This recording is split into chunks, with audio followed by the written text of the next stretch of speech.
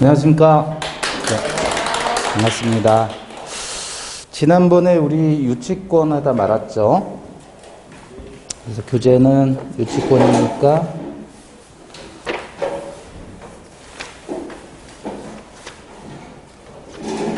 (357페이지) 358페이지 보셔요.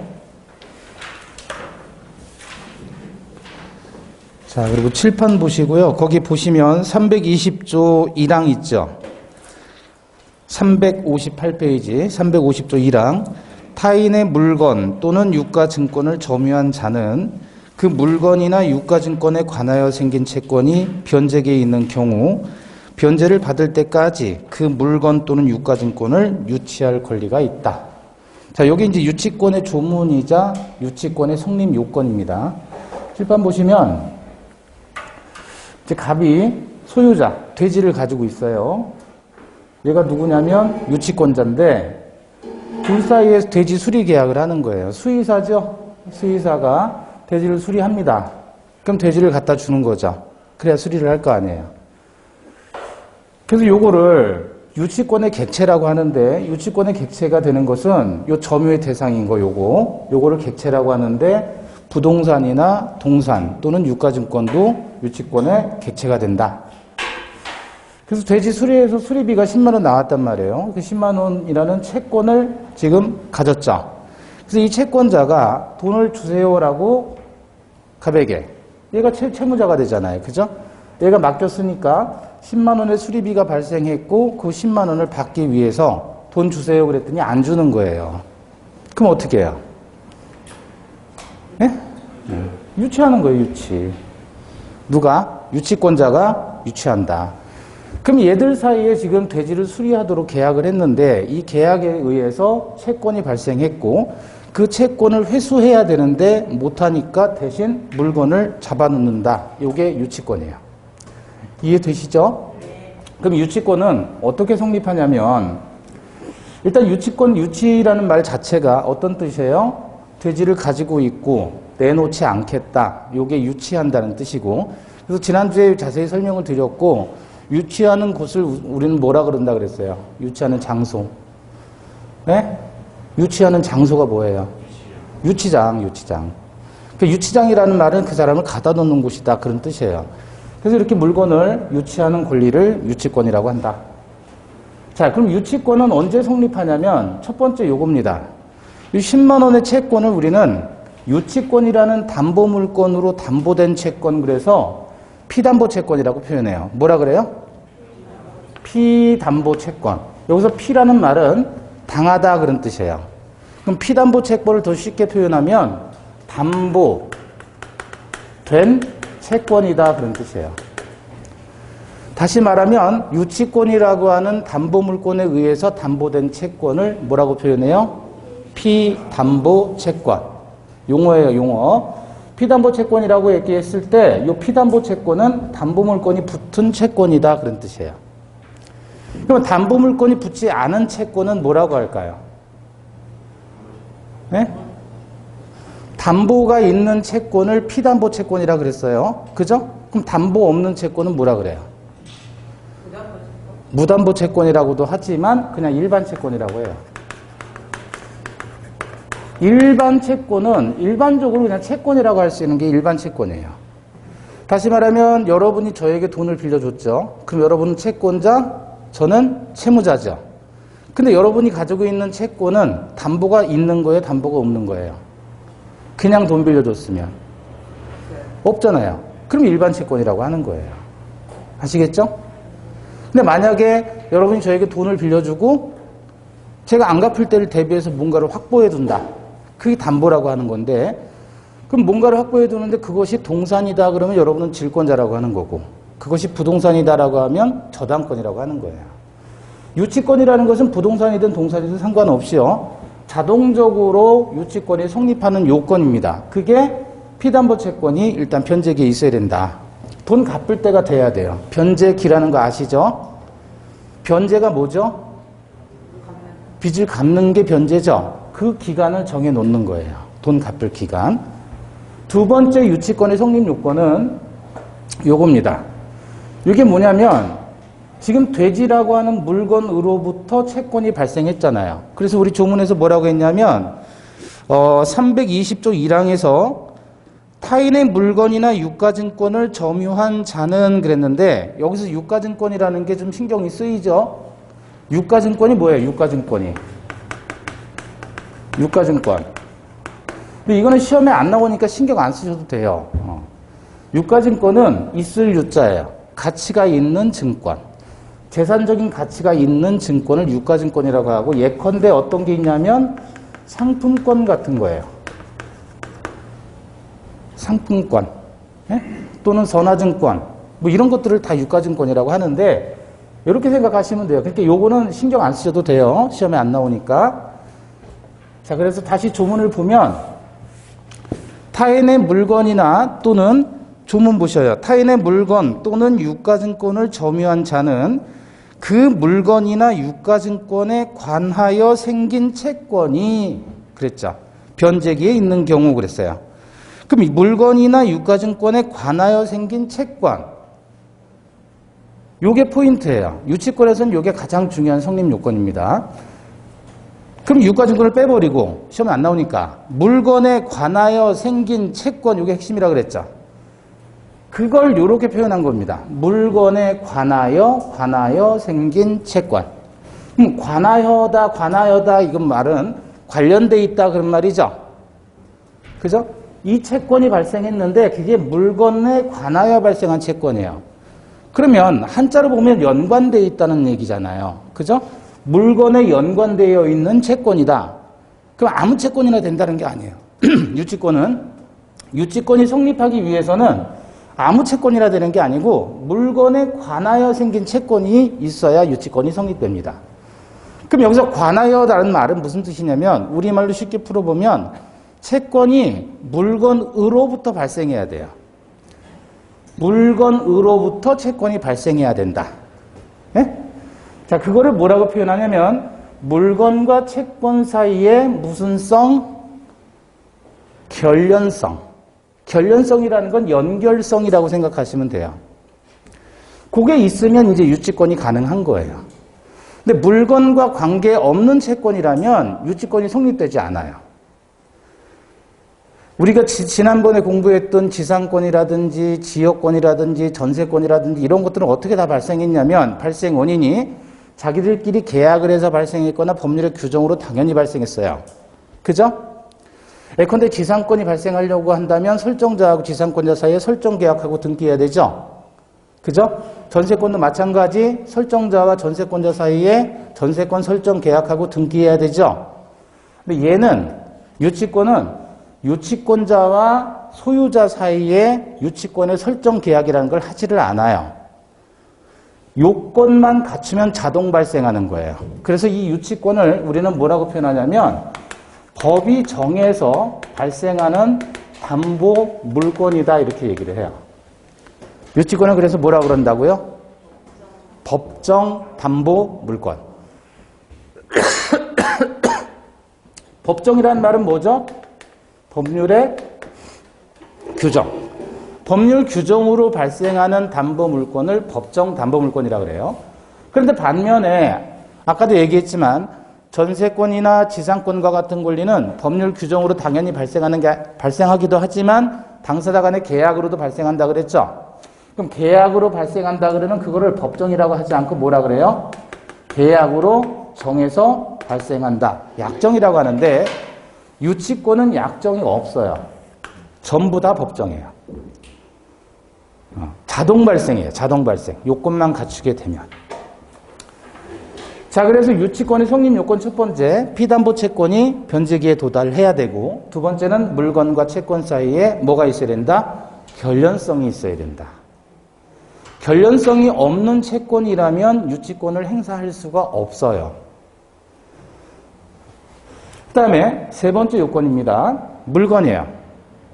적법한 점유를 해야 됩니다. 불법적으로 점유하면 안 돼요. 적법한 점유.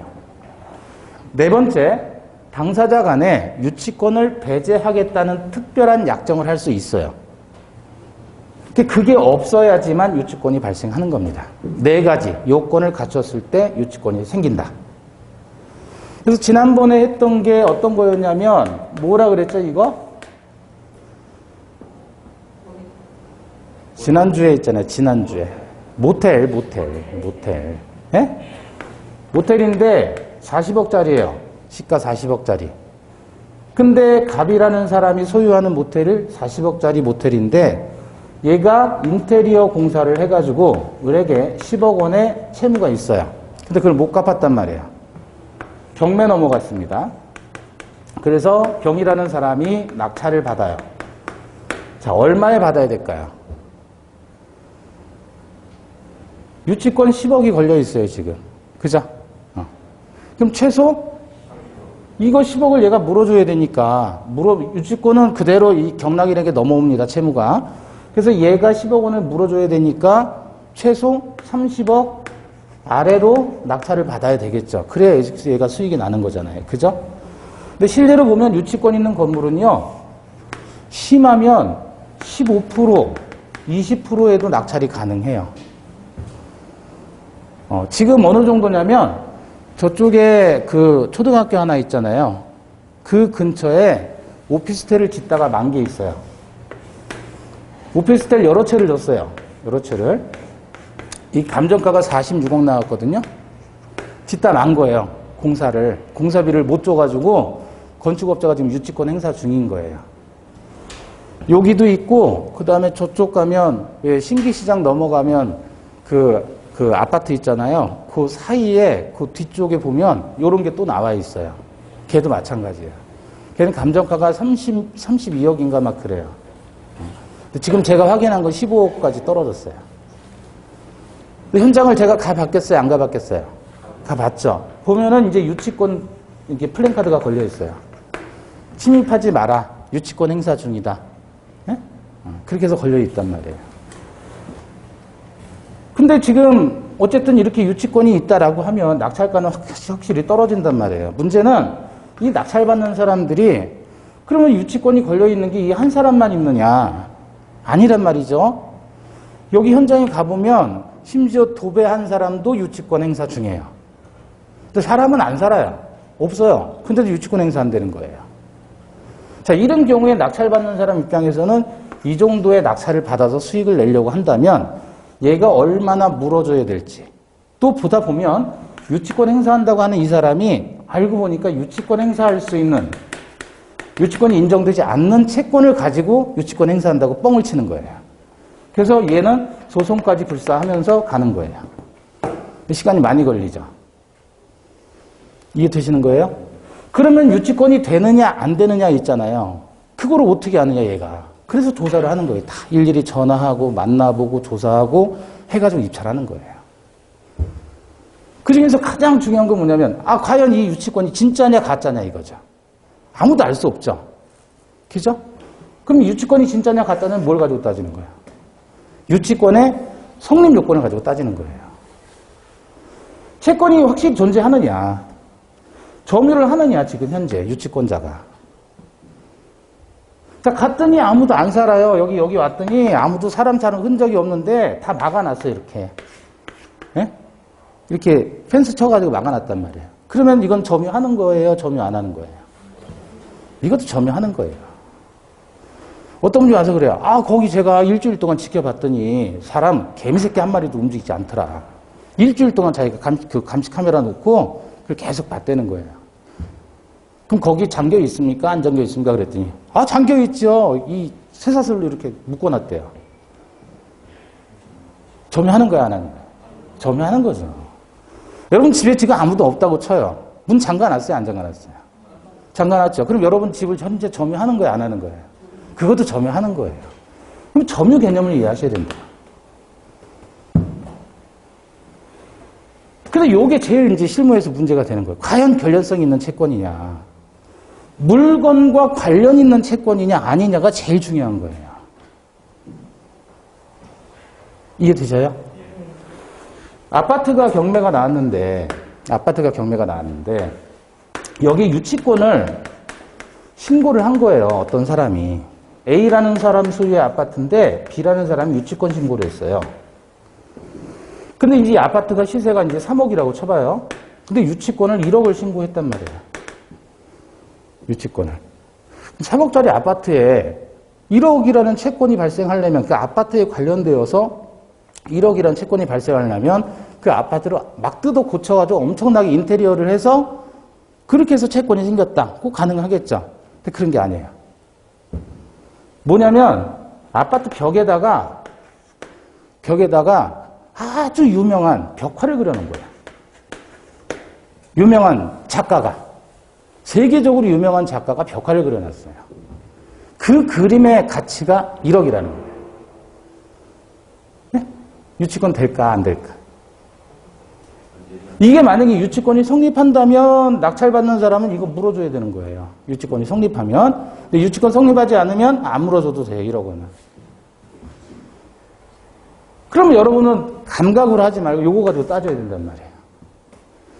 그림 그려준 사람이 얘한테 돈 받을 게 1억이 있다. 왜? 그림을 그려줬으니까. 진짜 그렸어요. 그리고 진짜 유명한 사람이에요. 네? 벽화를 그렸어요. 천지창조 같은 엄청난 그림을 그린 거예요. 예를 들어서. 진짜 화가가 와서. 네? 그럼 이 채권이 결련성이 있느냐 이거예요. 자, 채권이 있다고 쳐요. 결련성이 있느냐. 아파트에 관하여 발생한 채권인 거예요? 아닌 거예요? 네? 아닌 거예요. 이건 결련성이 인정되지 않아요. 왜냐하면 벽화를 그리면 그럼 별도의 물건이 되는 거예요? 그 집의 그냥 일부가 되어버리는 거예요. 집의 일부가 되는 거예요. 그래서 결련성이 인정되지 않기 때문에 이러한 유치권 신고가 있어도 낙찰받는 사람 입장에서는 야, 이거 웃기는 놈이네 하면서 들어가는 거예요. 대신 다른 사람은 겁나서 못 들어가죠. 유치권이 있으면 다 물어줘야 되니까. 진짜 유치권이라면. 그러니까 진짜 유치권이냐 가짜 유치권이냐 가려주는 게 결련성이다. 그러면 어떤 게 결련성이 있는 채권이냐 아니냐가 포인트겠죠. 유치권에서는. 이게 이제 가장 중요한 문제예요.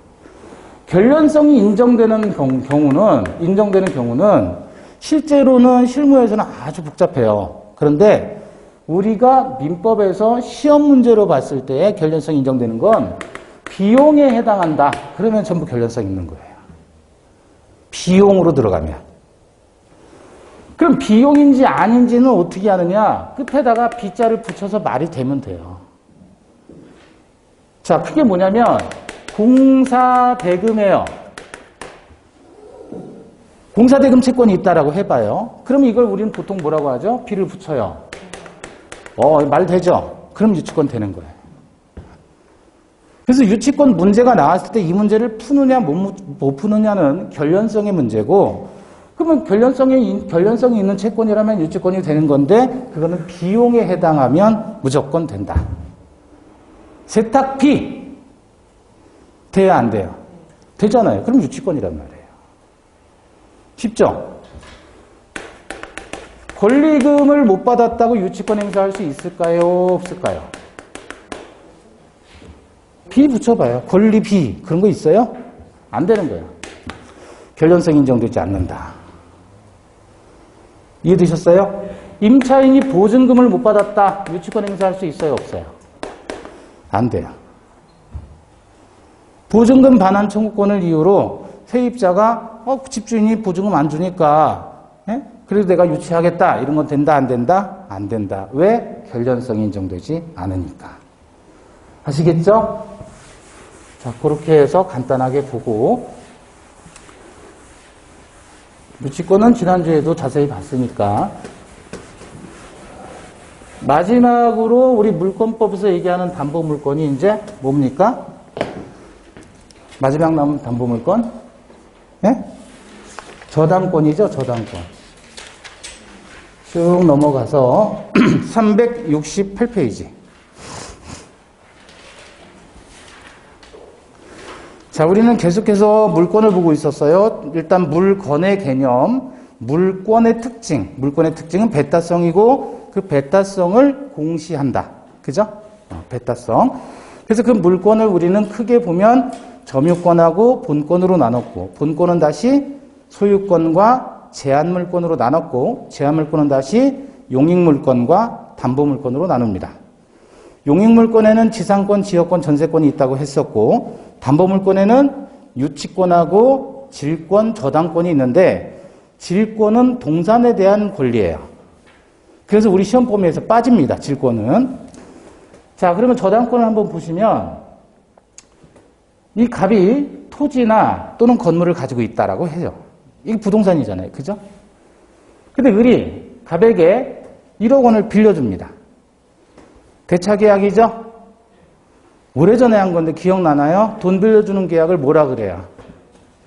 그렇죠. 소비대차. 아, 기억하시네요. 소비대차. 대주는 돈을 대주는 사람이에요. 빌려주는 사람. 누가 대주? 을이 소비대주. 갑은 소비차주. 그죠? 그러면 을이 이제 돈을 빌려줬으니까 채권자고. 갑은 채무자 또는 제3자라고 해요. 왜 그럴까요? 돈을 빌려줬으면 채권자인데 빌린 사람은 갑인데 갑은 재산이 없어요. 그래서 갑의 형이 그러면 채권 채무자 아닌 제3자인 갑의 형이 자기 집을 담보로 제공할 수 있단 말이에요. 이해되셔요? 그래서 제3자는 속칭 뭐라고 하냐면 보증인이라고 얘기를 해요. 돈은 갑이 빌렸는데 집은 형이 잡히는 거예요. 그럼 이 형은 집으로 보증 쓴 사람, 그래서 물상보증인 그래요. 뭐라 그래요? 물상보증인. 어떤 분이 그래요. 자기가 등기를 봤는데 참 희한한 게 있다는 거예요. 뭐냐 그랬더니 등기는 표제부가 있고 갑구가 있고 을구가 있잖아요. 그죠? 갑구에는 소유권에 관한 사항이 기재가 되고 을구는 소유권 이외의 권리가 기재된다라는 거 우리 알고 있죠. 자, 그럼 예를 들어 지상권이 기재됐다 그러면 을구에 기재돼요? 갑구에 기재돼요? 을구. 저당권이다 그러면 어느 구에 기재가 돼요? 을구에 기재되죠? 자, 소유권자가 A라는 사람이에요. 갑구에 A가 소유자로 나와 있어요. 을구에 저당권에 등기가 들어있는데 채권자는 누구냐면 KB예요. 국민은행에서 대출받은 거예요. 그럼 1억 원을 대출을 받았다. 채무자는 누구냐면 B라는 사람이 채무자예요. 이게 무슨 말이에요? 채권자가 누구에게 돈 빌려줬어요? B에게 돈 빌려줬죠? 그래도 누구 집이에요? A 집이란 말이에요. 그럼 이놈은 지가 돈도 안 빌려줘 놓고 지금 저당권을 지 집에다가 저당권 등기를 해놨네요? 누군데요, 얘가? 지는 돈을 안 빌렸잖아요. 여기 등기 보니까 KB에서 B가 1억 원 빌렸다고 나와 있어요. 등기에, 일구에. 예? 근데 그 집은 누구 거? A 거. A는 뭐 하는 사람? 그렇죠. 물상 보증인이 되는 거예요. 동생이 돈 빌리고 형 집에 담보 잡힌 거예요. 이해되셔요? 여러분이 만약에 이제 증을 따가지고 중개를 할 때는 이런 것들을 다 확인을 해줘야 되는 거예요. 응?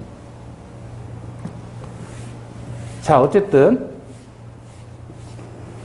지금 을이 갑에게 1억 원을 빌려줬습니다. 그랬을 때 갑 채무자 또는 제3자가 뭐로 해줍니까? 저당권을 설정해주는 사람이에요.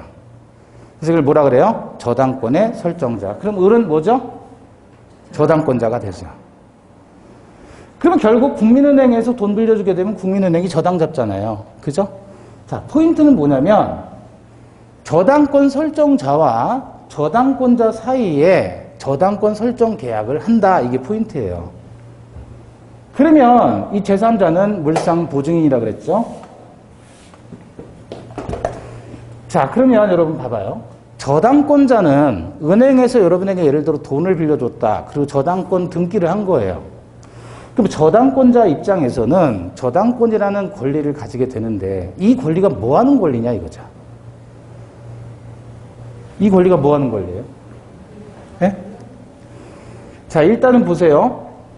이 채권자인 저당권자는 해당 부동산에 점유를 합니까? 점유하지 않습니까? 점유하지 않죠. 왜요? 왜?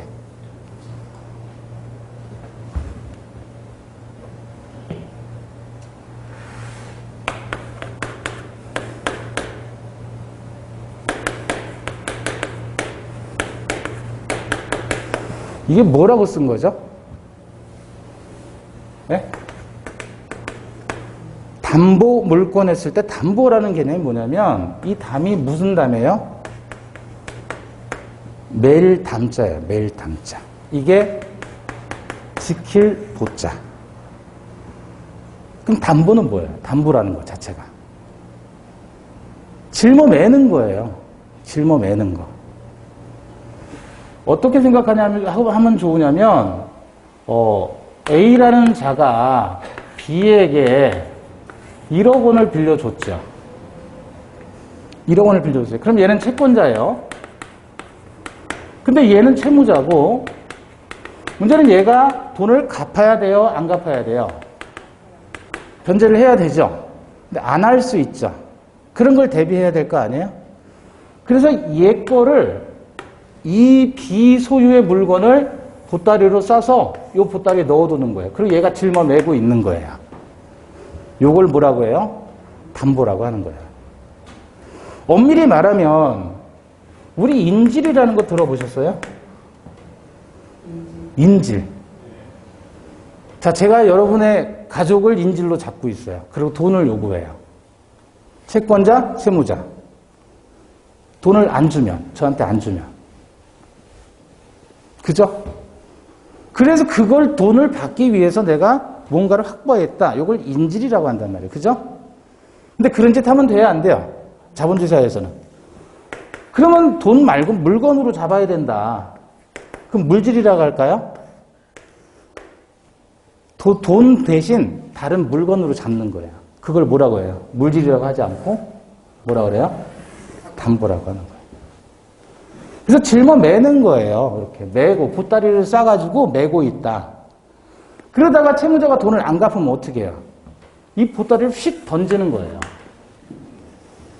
응? 그 던지는 걸 뭐라 그래요? 경쟁 매각시키는 거예요. 그래서 이 보따리를 살 사람을 입찰을 통해서 보따리 살 사람을 고르는 거예요. 그러면 이 보따리를 휙 던졌을 때 어떤 사람들이 와가지고 점프를 해서 제일 높게 점프한 사람이 이걸 잡는 거란 말이에요. 점프라고 해서 죄송해요. 점프. 제일 높게 뛴 사람이 점프해서 이 보따리를 낚아채는 거예요. 그걸 뭐라고 하는 걸까?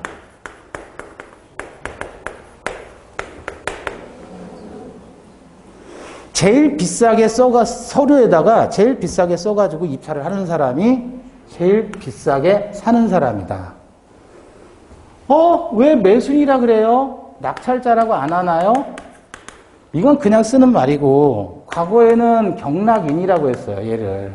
낙찰받은 사람을. 근데 법적인 용어는 이거예요. 그럼 왜 매순이라는 말을 쓰냐? 경쟁에서 매매하는 거예요. 근데 우리가 일반 매매는 소유자가 지 물건을 자기 의사로 팔아서 사는 사람과 계약을 하는 건데 이건 계약하는 게 아니잖아요. 얘가 돈을 못 갚으니까 채권자가 담보로 가지고 있다가 그 다음에 돈을 안 갚으면 팔아요. 팔아서 최고가 매수인이 낙찰을 받으면 낙찰 대금을 어디다 내요? 법원에 내는 거예요. 그럼 법원에서 얘는 와서 적법하게 배당을 받아가는 겁니다. 그러니 저당권이라는 권리는 뭐 하는 권리다? 네?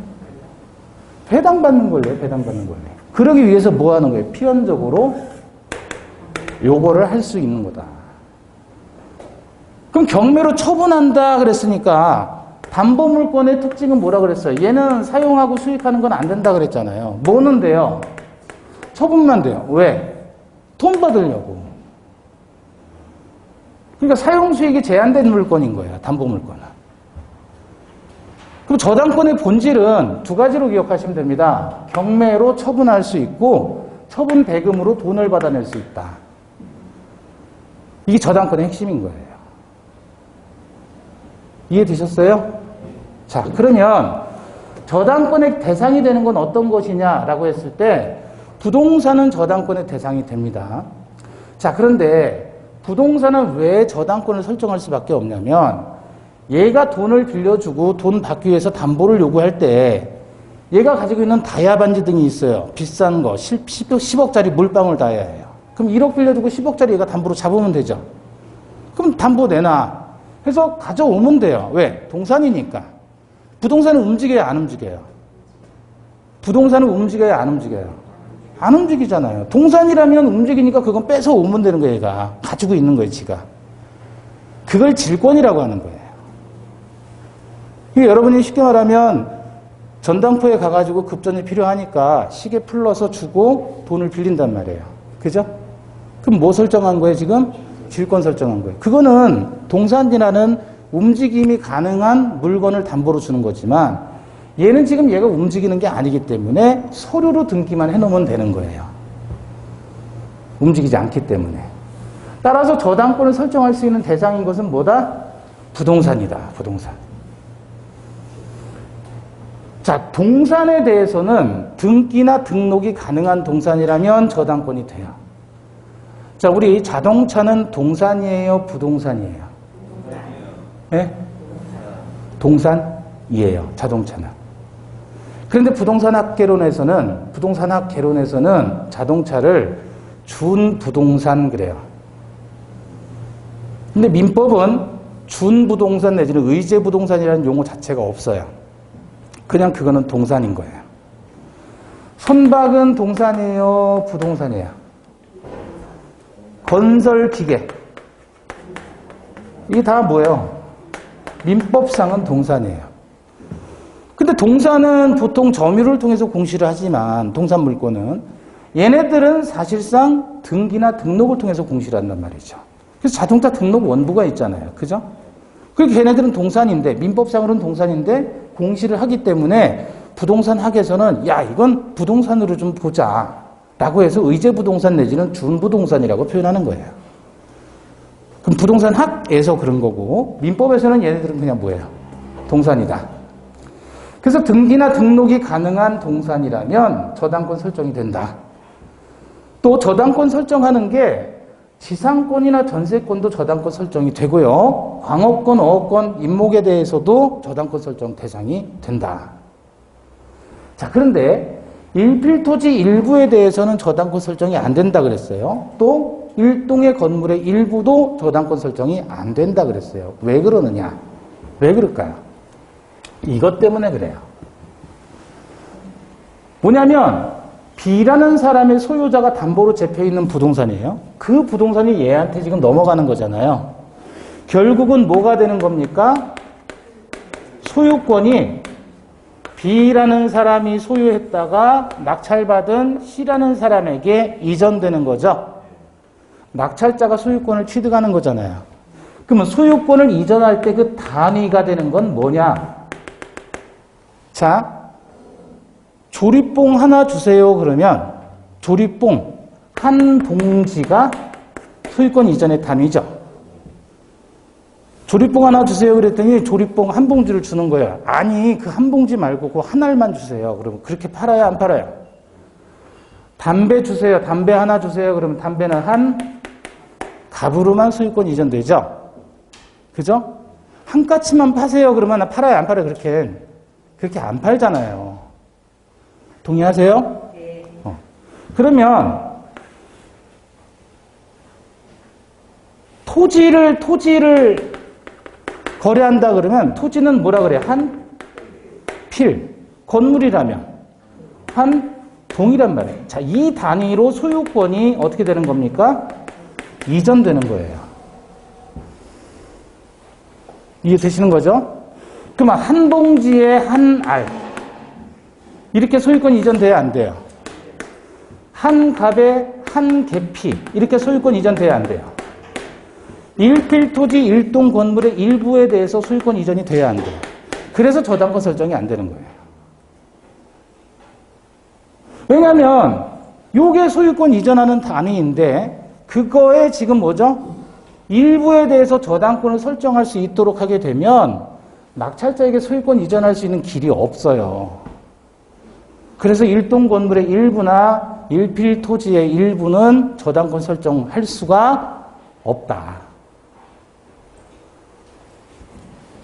그 다음에 네. 저당권하고 저당권하고 근저당 차이 많아요. 그건 나중에 수업 시간에 따로 볼 거예요. 이 대상은 다 비슷한데 약간의 효력 차이가 좀 있습니다. 그리고 현실적으로는 지금 얘기해서 여기 하는 이 저당권은요, 여러분이 흔히 듣는 근저당, 이건 일반 저당이고요, 얘는 특수 저당이라고 그래요. 특수 저당이라 그래요. 근저당이라는 건. 근데 사실상 같은 거라고 보시면 되는데 약간 차이는 있어요. 문제는 근저당은 말 그대로 특수한 거고 일반적인 저당권은 이거란 말이죠. 그런데 일반적인 저당권은 제가 태어나서 이때까지 책에서만 봤지 실제로 본 적이 없어요. 전부 다 저당하면 근저당이에요. 전부. 거의 100%가. 그거는 이제 자세히 들어가야 차이점을 확인할 수 있고, 일단은 거의 같다 이렇게 보시면 돼요. 예. 자, 그 다음에 피담보 채권이라고 했잖아요. 피담보 채권. 피담보 채권이 뭐라고 그랬죠? 네? 담보 있는 채권을 피담보 채권이라고 그래요. 지금 이거는 왜 그래? 1억 원 채권은 일반 채권이 아니잖아요. 왜? 저당권으로 담보가 됐으니까. 그게 피담보 채권이에요. 자, 그러면 피담보 채권은 어떤 게 될 수 있느냐? 지금 우리 갑에게 돈을 빌려줬고, 그래서 갑 소유물을 담보로 잡은 건데, 서류상으로 잡는 거란 말이에요. 그죠? 그러면 목적물 인도 청권도 피담보 채권이 될 수 있겠느냐? 즉, 얘한테 돈 빌려준 게 아니라, 돼지 100마리를 맡겼어요. 우리 갑에게 돼지 100마리를 맡겼어요. 네? 그러면 돼지 100마리를 찾아와야 되는 인도 채권이 발생하죠? 맡겼으니까 찾아와야 될 거 아니에요. 근데 저놈이 돼지를 다른 놈한테 처분할 수도 있는 것 같아요. 을의 입장에서. 그러면 을이 그걸 가지고 어떻게 해요? 저당권 설정할 수 있다. 다른 사람에게 처분할지 모르니까. 그래서 만약에 돼지를 처분했다 그러면 그 채권으로서 저당권 설정해도 되는 거예요. 을이 갑에게 1억 원을 한 번에 빌려준 게 아니고요. 여러 번 빌려줬어요. 수개 채권. 처음에 5월 1일 날 5천만 원 빌려주고, 그 다음에 또 2천만 원 빌려주고, 또 7월 1일 날 3천만 원 빌려줬다. 이 세 개를 합쳐가지고 하나의 피담보 채권으로 만들 수도 있다. 그래서 수개의 채권도 되고, 수인의 채권자의 채권도 된다. 그게 어떤 거냐면, A가 갑에게 5천 빌려주고, B가 갑에게 4천 빌려주고, C가 갑에게 3천 빌려줬다. 다 합쳐가지고 얼마예요?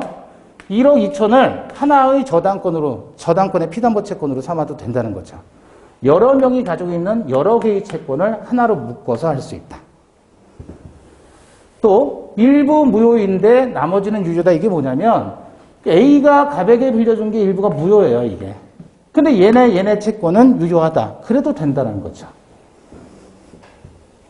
마지막으로 장래의 채권도 피담보 채권으로 할 수 있다는 거예요. 저 어릴 적에 저희 집에 여기가 이제 저희 집이었고 여기가 영순회예요. 영순회. 송영수라는 애가 여기 살았어요.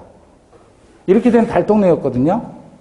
그러면 이제 저희 집이 이렇게 있잖아요. 여기 담이 있고 얘네 집도 이렇게 있고 여기 뒷뜰이 있었어요. 뒷마당. 여기서 뭐 배추도 키우고 막 그랬단 말이에요. 그러면 저는 여기 올라와서 이렇게 해서 영수야 놀자 그러면 얘가 축 나와요. 알았어 그러는 거예요. 자, 요런 구조였는데 이게 담이 움직였어요. 제 어릴 적 기억에. 것들것들 움직인 거예요. 담이. 발로 차면 얘가 무너질 수도 있어요. 그랬던 것 같아요. 자, 그런 상황을 가정을 해서 보잔 말이에요. 그러면 여기 사는 사람 영순의 입장에서는 이 담이 무너지면 자기 건물이 파손될 위험이 있죠. 그래서 영순애가 저희 집에 찾아와가지고 이거 보수공사를 좀 해달라. 왜? 무너질 위험이 있지 않느냐. 그랬더니 저희 아버지가 야 이거 무너지면 내가 다 책임지면 되니까 굳이 보수공사까지 네가 요구하진 마라. 내가 책임질게 나중에. 왜냐면 지금 보수공사 하려면 돈 들어가잖아요. 당장. 물론 해주긴 해야 되는데 이게 100% 무너지려는 보장도 없는 거 아니에요? 단지 현재는 뭐만 있을 뿐이에요? 위험만 있을 뿐이란 말이에요. 그럼 영수의 입장에서는 야, 우리 불안해서 못 살겠다. 예? 이게 언제 무너질지 모르니까 불안해서 못 살겠다. 보수공사를 당장 해주든지 아니면 돈 들어간다? 그게 걱정이 되면 저당권 설정해달라 그거예요. 저당권 설정하려면 피담보 채권이 있어야 되죠. 만약에 무너졌을 때 이쪽에서 발생하는 손해배상 금액이 예컨대 1억 원이라고 가정을 하면 1억 원의 저당권자로 자기들을 등기를 해달라는 거예요. 이 부동산에. 이해되셨어요? 이것도 방법인 거예요. 이거를 우리는 물권적인 청구권이라고 해서 나중에 공부합니다. 저당권에 기인한 방해 예방 청구라고 표현해요. 방해 예방 청구는 현재 자체는 침해가 없어요. 영순의 침해가 없다고요. 손해가 없어요. 현재는. 근데 손해가 발생할 위험이 있으니까 그 위험을 담보하기 위해서 실제로 방해 예방을 청구하든지 손해배상의 담보를 요구할 수 있는 겁니다. 그럼 현재 자체는 지금 위험만 있을 뿐이지 얘가 무너진 게 아니죠. 근데 나중에 채권이 발생할 수도 있지 않아요? 무너지면? 그러니까 그걸 대비하기 위해서 피담보 채권, 손해배상액을 1억 원으로 해서 채무자 집에다가 뭐를 할 수 있어요? 저당권 설정할 수 있다. 그래서 장래의 채권도 피담보 채권이 될 수 있다. 그 얘기입니다. 근데 다 이해하려고 하지 마시고 그냥 개략적으로만 그런 거구나라는 걸 이해하시면 돼요. 자, 그럼 저당권의 구조가 어떻게 되는 거냐면 아까도 이제 설명드린 건데 저당권이라는 권리가 실질적으로 움직이는 것은 요 구조입니다. 갑소유 부동산이란 말이죠. 의리 채권자예요. 돈 빌려줬어요.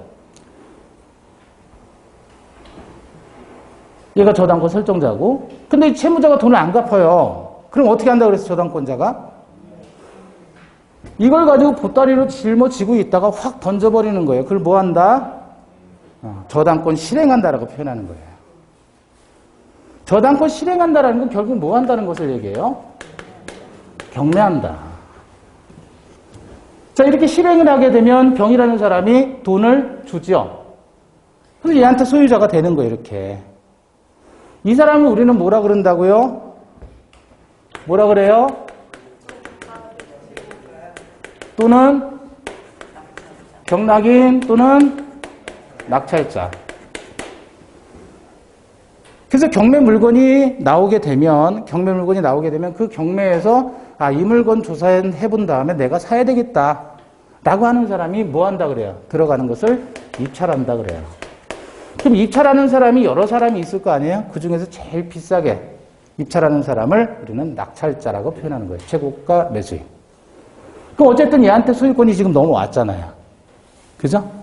그럼 얘가 공짜로 사는 게 아니고 돈을 내야 되겠죠? 이걸 뭐라 그래요?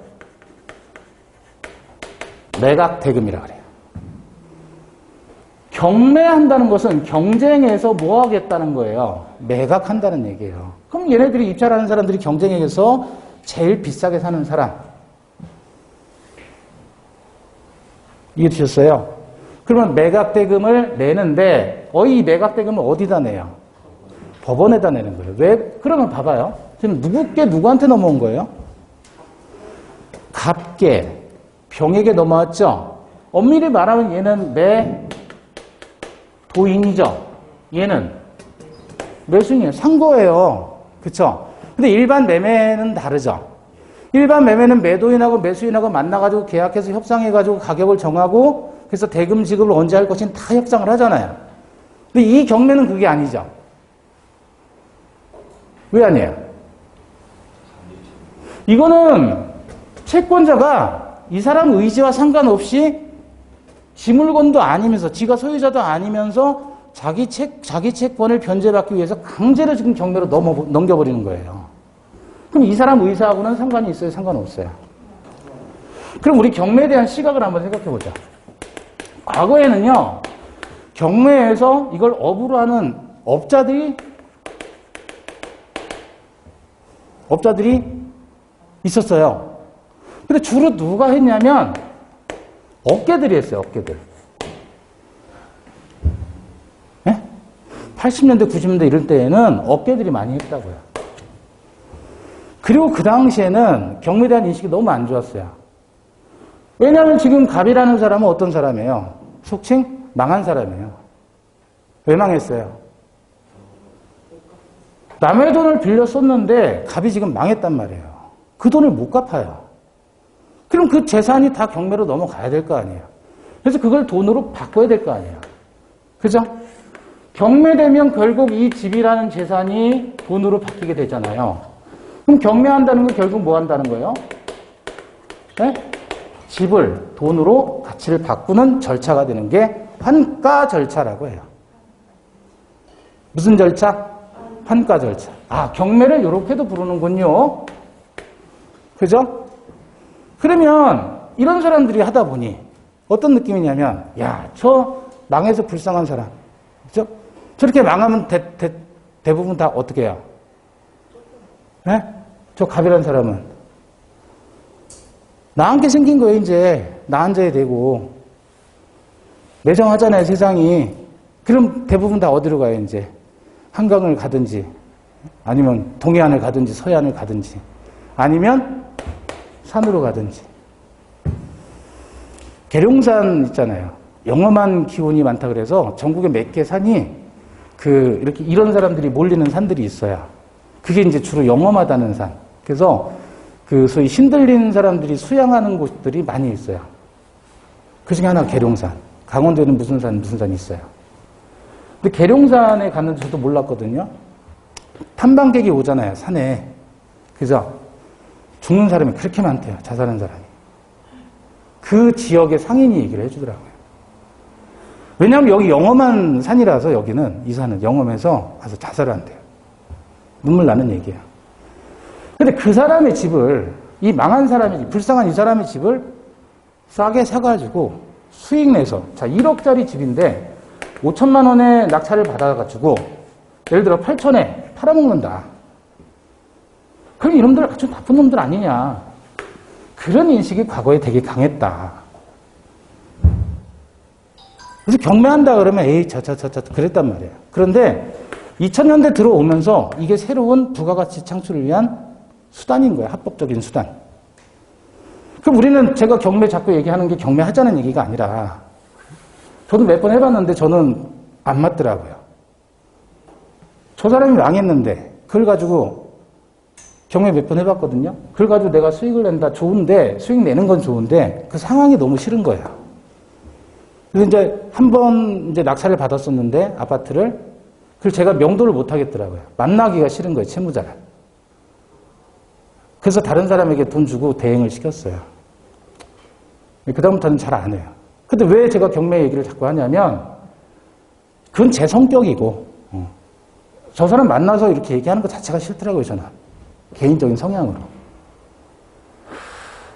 근데 이제 2000년대 이후부터는 이게 새로운 이제 투자 전략으로 각광을 받는데 그럼 이놈은 나쁜 놈이냐 과연? 잘 생각해봐요. 경매가 어떤 개념이냐면 채무자가 제일 문제이에요. 왜 남의 돈을 갖다가 안 갚느냐 이거예요. 그래서 자기는 갚기 위해서 뭐 사업자금이든 뭐든 이렇게 빌렸단 말이에요. 그래서 열심히 노력을 했는데 안 됐어요. 그러면 얘가 뭐를 해야 돼요? 책임을 져야 될 거 아니에요. 껴먹으면 안 되잖아요, 남의 돈을. 그죠? 일단 1차적으로 이 사람이 문제예요. 그러면 이렇게 경매로 나와서 이 사람한테 낙찰되기까지 기간이 얼마 걸리냐면 한 1년 정도 소요가 돼요. 경매 절차 준비하고 하는데 시간이 많이 걸린단 말이에요. 그 안에 얘는 어떻게 하면 돼요? 자기 부동산을 뭐 할 수 있어요? 처분할 수 있잖아요. 싸게라도. 그죠? 예를 들어 이건 지금 땅인데 아파트라고 해봐요. 아파트가 시세가 3억이다. 그리고 빚이 1억 5천이 있었어요. 그럼 좀 싸게라도 2억 원에 처분을 해서 돈을 갚고 5천만 원 남겨서 그거 가지고 어디 보증금이라도 받아서 들어가면 되잖아요. 월세로. 그렇다고 해줘요. 그렇죠?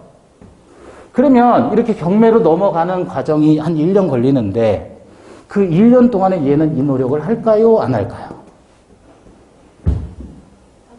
하겠죠, 당연히. 자기도 살아야 되니까. 그죠? 근데 이게 팔렸다는 거야, 안 팔렸다는 거야, 얘한테 넘어갔단 말이야. 경매를. 안 팔린 거야, 안 팔린 거. 그럼 이 사람 뭐 한 거죠? 제일 비싸게 사준 사람인 거예요. 그럼 이 사람 나쁜 사람이에요?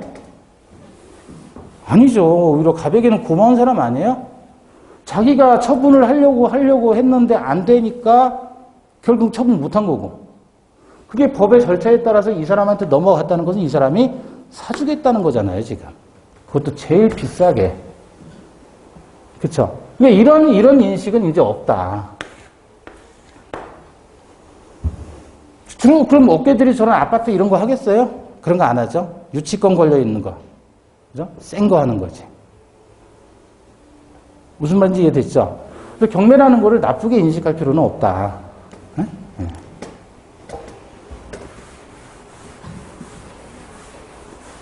그리고 현실적으로 은행이 직접 돈을 받아낸다. 그걸 뭐라 그러냐면 추심한다라고 해요. 추심한다.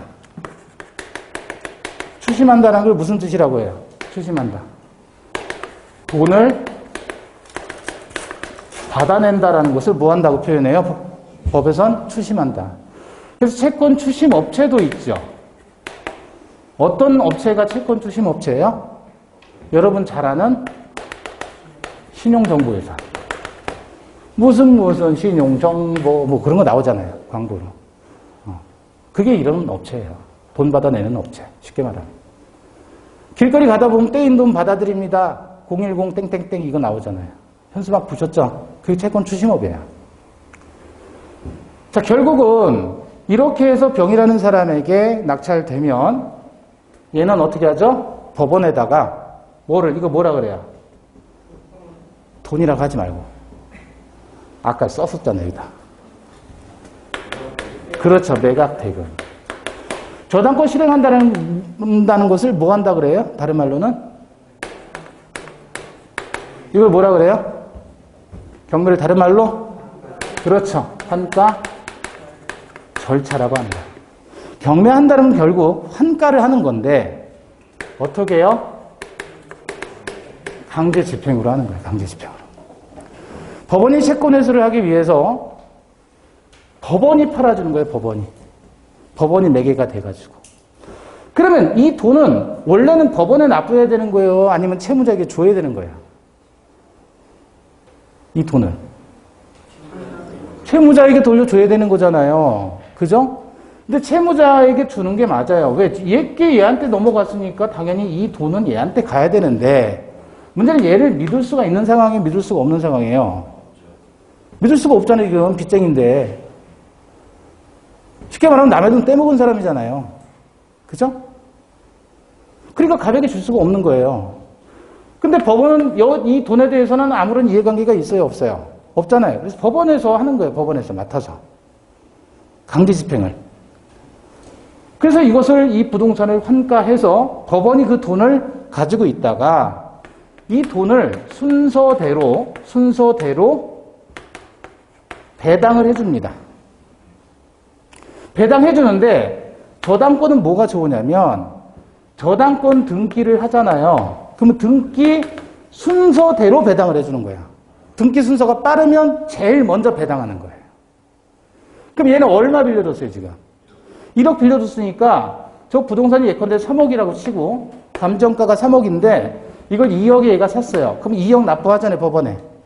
그 2억 원 중에서 얘가 1번으로 1억 원 회수하는 거예요. 그래서 그거를 믿고서 그렇게 회수할 거를 믿고서 얘가 돈을 빌려준 것이다. 이해되는 거예요? 그래서 얘 입장에서는 돈을 빌려주면서 일단 이자놀이 하고. 그죠? 이자 요즘엔 좋잖아요, 이자율. 예금금리는 5%인데, 대출금리는 지금 7%까지 올랐죠. 어제 보니까 저도 6.5%인가 이렇게 금리가 있더라고요. 근데 돈 맡기면 5% 이상은 안 줘요. 그럼 예금금리하고 대출금리하고 사이에 갭이 생기죠? 어떤 게 더 높아요? 그러면 예금금리는 5%인데 대출금리는 6.5%다 그러면 몇 프로? 이익이에요? 1.5%가 은행은 이익이죠? 이걸 마진이라고 하는 거예요. 예대 마진. 결국 은행이라는 사람들은 뭐 하는 사람들이에요? 돈 장사하는 사람들. 남의 돈 가지고. 지 돈 가지고 하는 것도 아니고 남의 돈 가지고. 그쵸?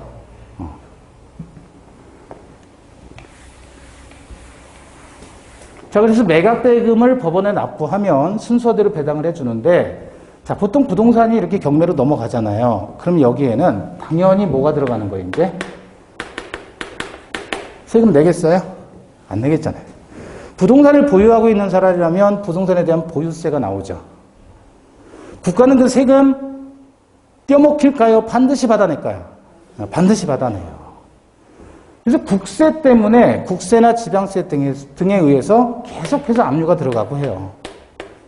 그럼 채권자들이 많단 말이에요. 그럼 누구 먼저 배당해 주냐? 등기 먼저 한 사람. 그래서 돈 빌려주는 입장에서는 최대한 빠른 순서로 저당권 등기를 하는 게 가장 유리하다.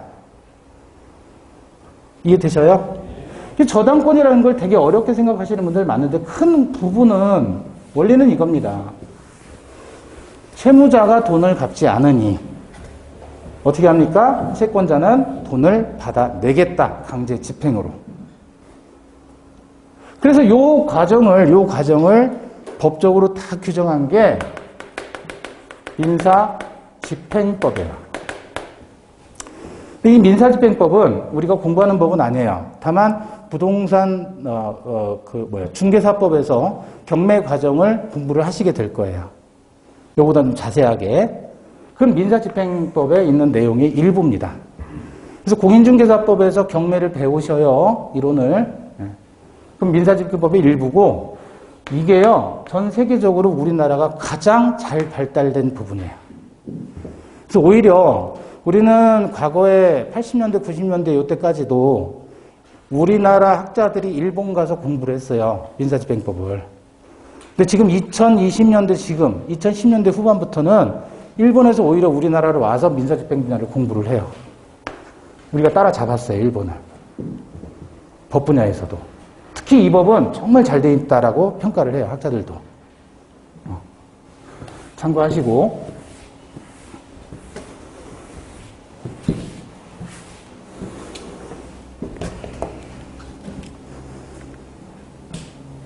자, 법원은 그래서 어떻게 합니까? 이제 순서대로 뭐를 해줍니까? 배당을 해준다. 그래서 결국은 이 저당권이라는 것은 경매를 해서 자기 채권의 우선 변제를 받는다. 다른 후순위보다도 먼저 등기를 했으면 다른 사람보다 빨리 돈을 받는다. 이게 저당권이에요. 그래서 자, 368페이지에 제356조 읽어보실까요? 시작. 저당권자는 채무자 또는 제3자가 점유를 이전하지 아니하고 채무의 담보로 제공한 부동산에 대하여 다른 채권자보다 자기 채권의 우선 변제를 받을 권리가 있다. 한마디로 이 조문상에서는 저당권자는 다른 채권자보다 자기 채권을 우선 변제받을 권리가 있다 그랬잖아요. 그럼 여긴 뭐가 빠졌냐면 이게 빠진 거예요. 저당권자가 가지는 권리는 크게 하나, 둘. 그 하나는 뭐예요? 경매할 수 있다는 거. 또 하나는 우선 변제 받는다는 거. 근데 경매하는 게 목적이에요? 우선 변제 받는 게 목적이에요? 이게 목적이잖아요. 그래서 목적만 기재한 거예요. 그럼 이거는 절차인 거예요, 절차. 이 절차를 통해서. 근데 이 절차는 왜 기재를 안 했느냐? 할 필요가 없죠. 이거 한다는 말은 이게 있다는 얘기예요. 전제되는 거예요. 그래서 가장 핵심은 결국 뭐다? 저당권은 우선 변제권을 확보하는 권리다. 내용 이해하셨어요? 근데 은행 돈을 안 갚는다고 은행 직원들이 와서 직접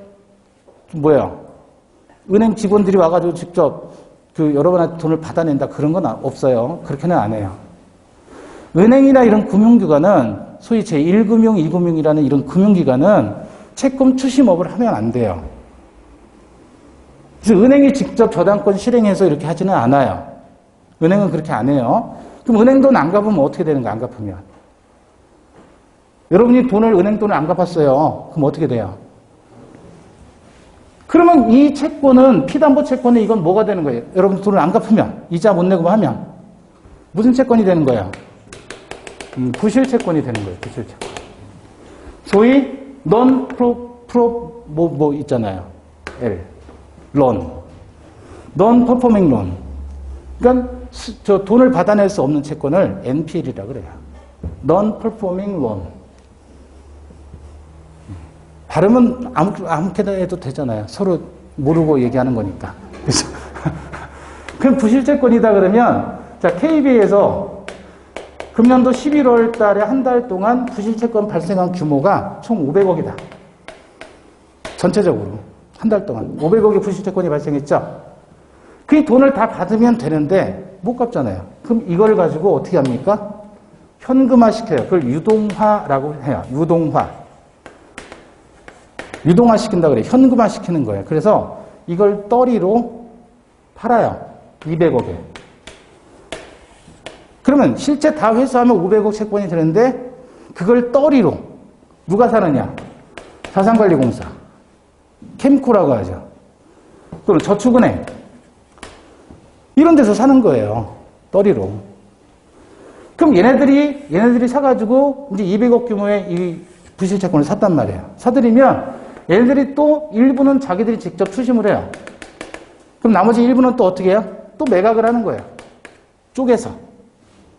그게 이제 부동산 자산관리 회사예요. 그럼 얘네들은 어떻게 하느냐? 일부 어떻게 해요? 직접 추심을 해요. 좋은 물건은, 우량 물건은. 나머지 또 뿌려서 또 다른 개인이나 다른 사업체에 팔아먹는 거예요. 쪼개서. 그럼 얘네들이 이제 또 추심 들어가는 거고. 그래서 은행은 직접 추심하지 않습니다. 해서는 안 되고. 그럼 은행 돈은 떼먹어도 된다는 얘기예요? 그건 아니죠. 결국 누군가는 추심 들어가니까. 이게 예를 들어서 500개였다. 그럼 500개를 몽창 200억에 사잖아요. 그럼 이 500개 중에 또 넘어가는 게 한 200개는 자기들이 직접 추심하고 300개는 또 매각하는 거예요. 또 넘어가면 300개 중에 뭐 100개는 A 업체, 뭐 나머지 100개는 뭐 B 업체 이렇게 해가지고 다 나눠서 지들끼리 해먹는다. 자, 잠시 쉬었다가 우리 민사특별법을 보겠습니다.